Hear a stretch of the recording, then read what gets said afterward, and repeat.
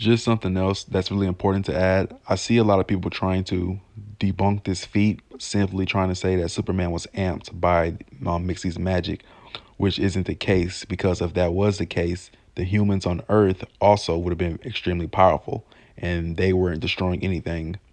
You can clearly see them coughing with no effect at all.